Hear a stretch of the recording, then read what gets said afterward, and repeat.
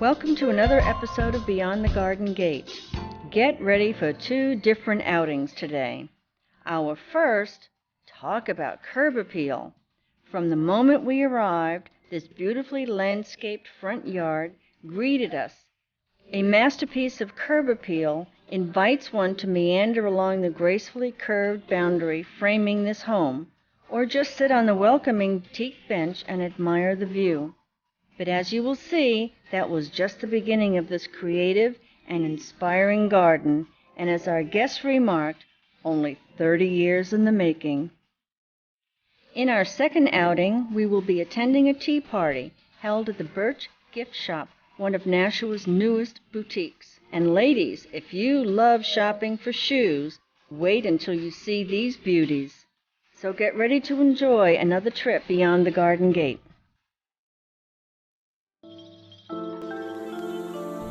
Even the front door's color mimics the hosta's green shades. Hi, I'm Linda Temporino. Thank you for joining us again for another episode of Beyond the Garden Gate. Today we're visiting Gloria Henry in her absolutely magnificent garden. It's sun, shade, decks, little nooks and crannies, and it's just beautiful. How long have you been gardening, Gloria? Well, we've lived here 30 years, so I've been gardening ever since we bought this house. Ever since you bought, and what haven't you done? Yeah. This is beautiful in here. I've never seen a landscaped area in the front of the house. Most of us just put a girdle around the house of evergreens and flowers. But this is beautiful having this in the front. I'm sure your neighbors love it. We do get a lot of looky-loos. People stop and make comments, positive comments. When we first bought the house, it was a typical suburban track house with foundation plants around, and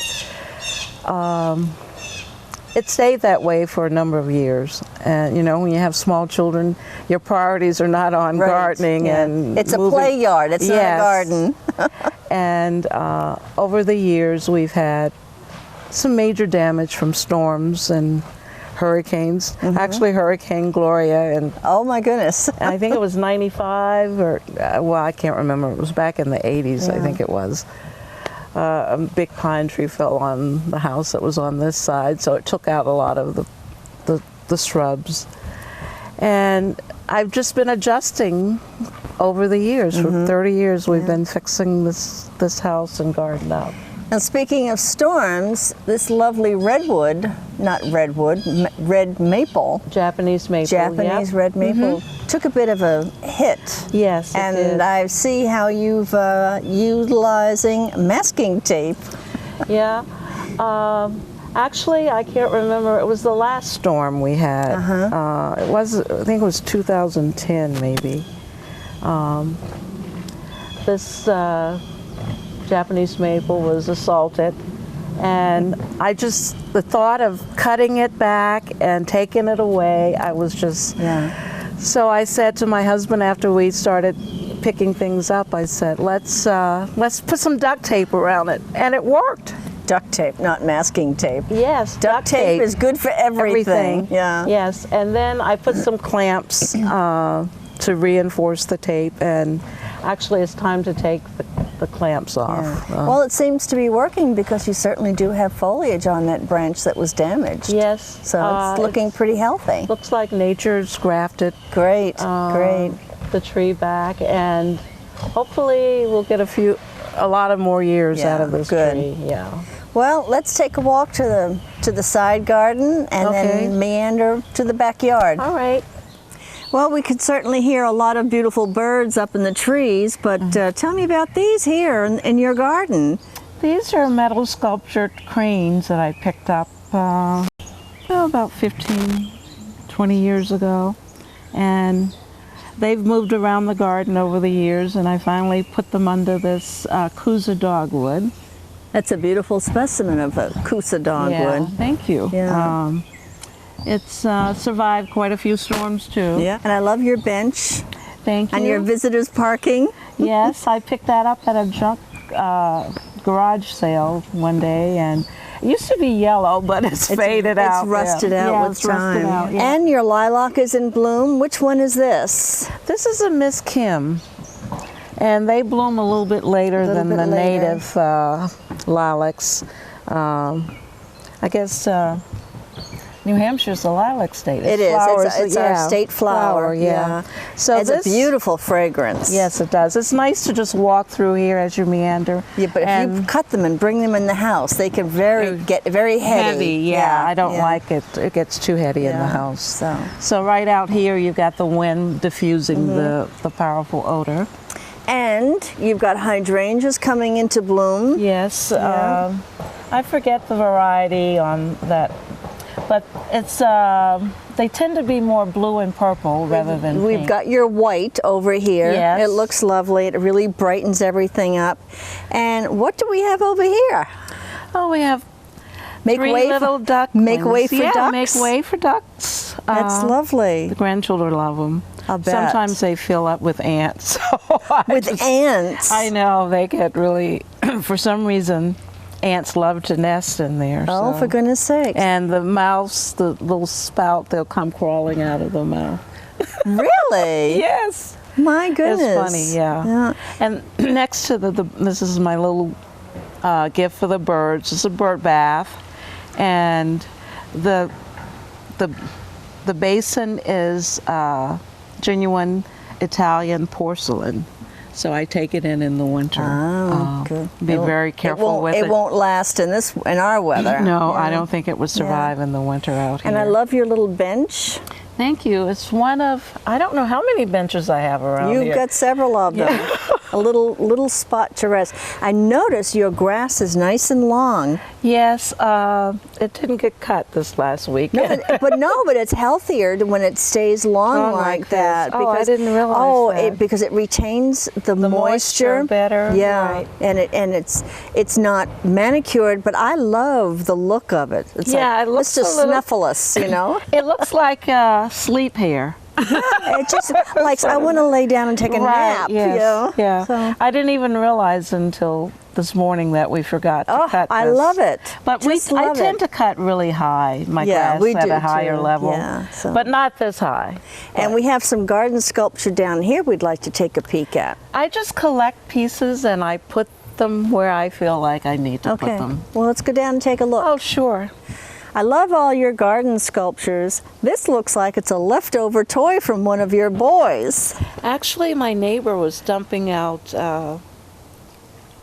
junk that he had inherited from his family. Mm-hmm. And I saw it on the side of the road. I was walking our dog one morning, and I just said, oh, that'll look good in the garden. And it's an old antique crane. It is. And we have a visitor down there. A chipmunk, yes. Is it a chippy? Yes. Or is it a bird? Yeah, yeah. And they love the area. Mm-hmm. Chipmunks, I don't mind. I bet they love to nest inside of your wood pile here. Yeah. This is a fallen tree from the property, the birch, and we had some old andirons, and I stacked the birch logs there. I love how you see beauty in other stuff that people are just going to send to the dump, and you can bring it home and make it look beautiful. It's just a knack. I don't know. Anyone can do it. I don't think it's an unusual talent. And in this area, I actually bought this from an antique shop years ago out on Amherst Street. What's that? The two chairs. Oh, yes. You can hardly see them in there. Right. And that was the table. They were from an ice cream parlor. Oh. And so I usually plant various plants during the year, summer and spring. Usually in the spring, I put something in there because it has to tolerate the shade. Mm-hmm. And the stilbe and the lamian does really well there. And you have a lovely view from your patio. From the screen porch. From the screen porch, yeah. Mm-hmm. So we've been adding on to this house for 30 years.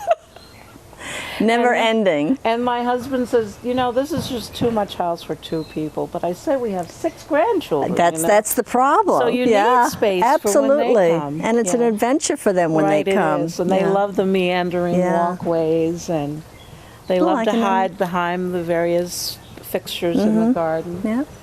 Well, let's go on up and see your potting area. Sure.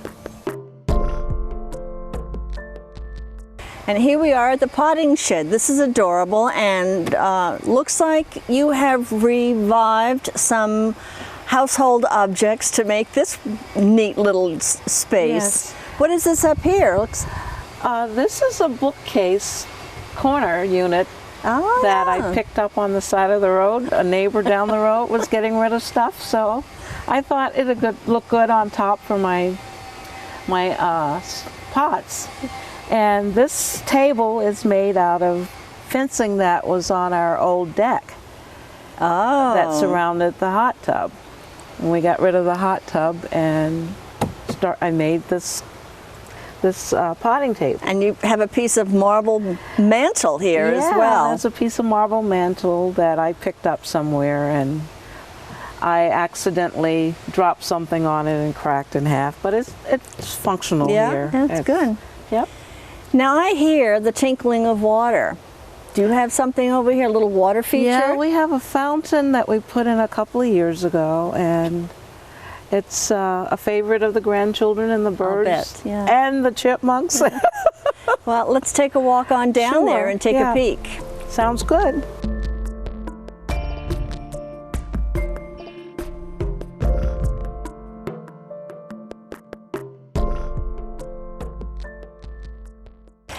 I love the sound of this fountain. It's just the perfect size for this area. And tell me, this is a street find, or did you actually purchase this one? No, actually I purchased this one, one of the big box stores, and I think it was the end of the season. I was surprised. I was looking for something that wasn't too ornate and fancy, and this was the perfect spot. This used to be where we had the fence around the hot tub, the privacy fence. Yeah. And I just, after 20-some years of taking care of a hot tub, I'd had it, and my husband said, you know, half the time he didn't want to go in it, and I didn't want to go in by myself, so, and I wanted something with water, so this was the perfect solution. It certainly is. Yeah. Perfect sound. Yeah, thank you very much. And I love the background. Yep, It's just beautiful.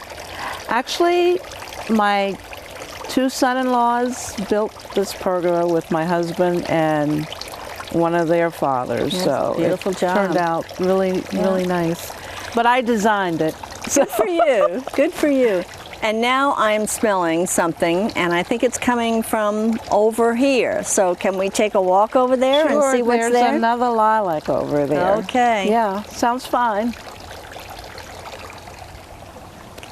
It is another lilac. Yep. And it's a very small one. Very small flowers. Which species is this? I think it's a Miss Kim, but I Another was Miss Kim. surprised at how large it Yeah, got. and the flowers are so tiny. Yeah, it they really is are. adorable. Yep. And again, the astilbe and on all these beautiful hostas. Hostas, yes. And the rhododendrons in full bloom. I love all the different types that you have for furniture. You've got wood, you've got glass. Thank you. You know, I just did telescope white, boring. Well, I found that I really have an affinity for teak. Oh, I do too. It's And I just love the patina over the years, and this wrought iron is heavy, black, and you just never have to do anything but hose it down. Yeah. The Meyer lemon tree is native to China and thought to be a cross between a true lemon and a mandarin orange. Sweeter and less acidic than the more common varieties, they make excellent houseplants. From the small sculpture on display to the colorful array of flowers, this garden was a true joy.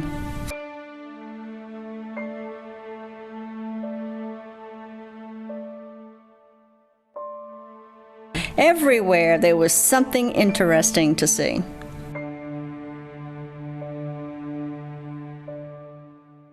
Well, Gloria, it certainly has been quite a treasure and a pleasure to be here in your garden today.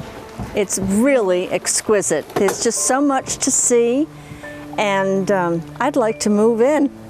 Oh, thank you, Linda. It's a pleasure to have you visit, and I love sharing my garden with neighbors and friends and everybody.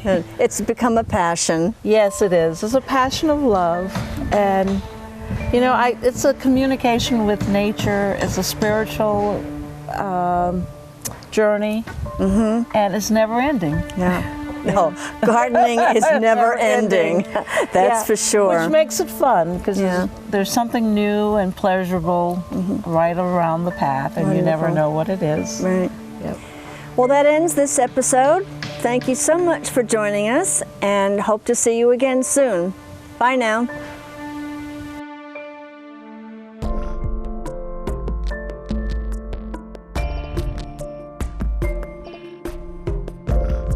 Hello, I'm Linda Temperino, and this is another episode of Beyond the Garden Gate.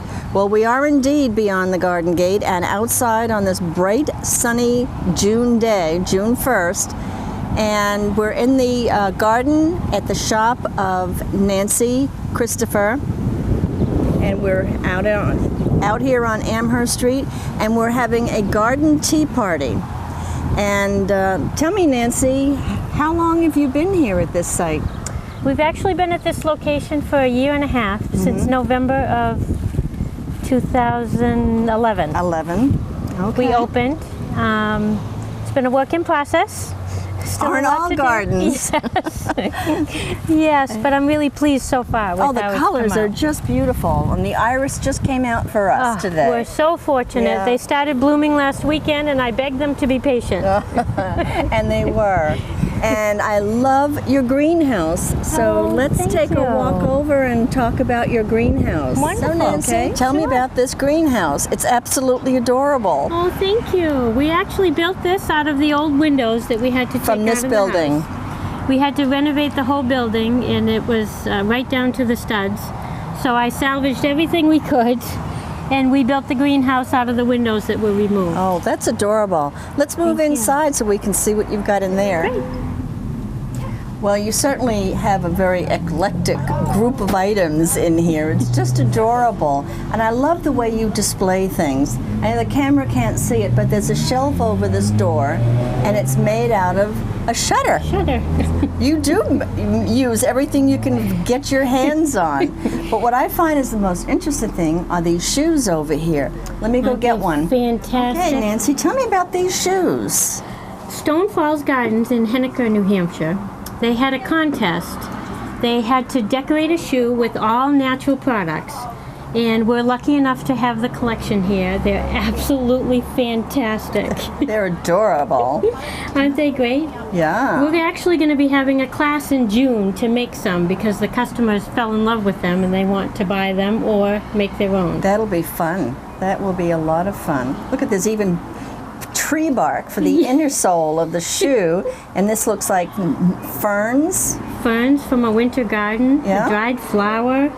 There's some with birch bark and is that, what do you call that, microsite that they made out of a butterfly? Oh my goodness. On the yeah. front. Yeah. There's some with seashells, with the actual toes, the little seashells. They're fantastic. They're so creative. They're very adorable. They actually had one gentleman who made a boot with birch bark, and he covered the buttons with acorns. The detail is incredible. It is. It is. Okay. Well, let's go outside and see what's going on. Okay, wonderful. We are here today at this lovely get-together with a couple of artisans. They're local. Where are you from, Amy? Nashua. You're from Nashua. Yes. Wonderful. And what is this lovely garden art that you create? They're repurposed pieces. Those on the table are totems. They're just basically stacked items, and they're mixed and matched. They're antiques, and some are new pieces, and then I put like a flair of distressing Yeah. and putting them together. Well, what is this? Glass, it's things that you find all over the place. I mean, like, but what was it originally? originally bowls, candlestick holders, and a piece of like a fruit bowl. Oh, a The little metal, fruit bowl. yes. Very lovely. Very lovely. And let's go over here and see what you've got on these poles. Okay. Okay. Now these are very different, and they're on nice poles, so you can just put them out in your garden. I love the colors. Thank you. This is, now, what was this originally? This was a milk glass plate, And then And this looks relatively new. right, and then this was like a hand-blown piece, and so just attached together, they just kind of made their own piece. And They just come together all on their own, just about. right. Yeah. They just add color to the garden, and some of them are made like that one, that the sun goes through it. It's very, very lovely. Thank you. Yeah. And where do you, how do you sell these? Through flea markets or? Flea markets. I'm just starting out, and I also have a website on Facebook. Repurposed Artful Creations is my site. So if you look me up there, I have all my work up there. Very and nice. And then places like this, it's fun to come together. Well, thank you very much. Thank you. Okay. I'm now here with Marilyn Valentine, and she makes these lovely note cards. Now, how do you make? Are those all done by hand? Yes, they're all done by hand stamped. I did some of the drawing on them. I'm trying to bring back the gentility of the handwritten note. Oh, you're trying to swim upstream. I am. And these lovely little aprons. Yes. Oh my goodness. look- Another time gone by, although aprons are starting to get their momentum, and people are starting to really get into it. This is my favorite. This one is practically a dress in itself. This reminds me of my grandmother's, because she had the pockets in there that she used to put in the clothespins.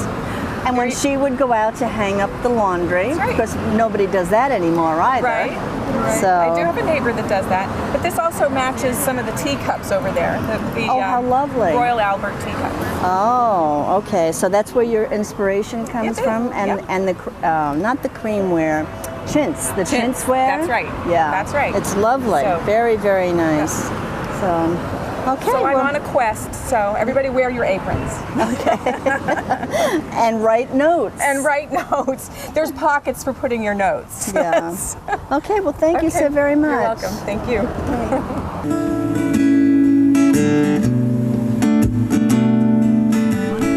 Enjoy this whimsical fascinator worn by Nancy, our host.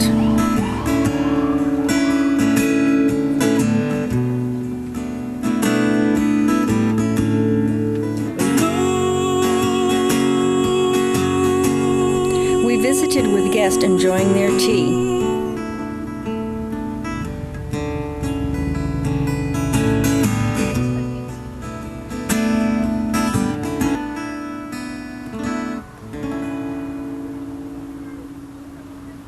Well, this is a favorite place for a gathering, a family gathering. I'm not part of the family, but this is 4 generations of Nancy's family, and they're all here today to enjoy her beautiful garden. And I can't thank them enough for all their help.